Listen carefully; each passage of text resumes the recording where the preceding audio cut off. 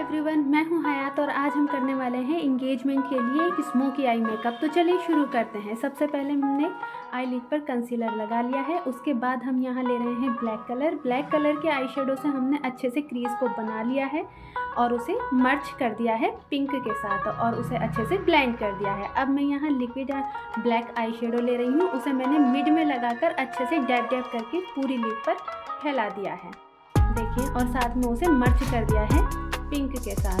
अब मैंने यहाँ लिया है पर्पल कलर का पिगमेंट लेकर मैंने पूरी लिड पर अच्छी तरह से डैब करके उसको लगा दिया है और मिड में मैं ले रही हूँ वाइट कलर का पिगमेंट जिसे मैंने अच्छे से लगा दिया है। अब हम यहाँ लगा रहे हैं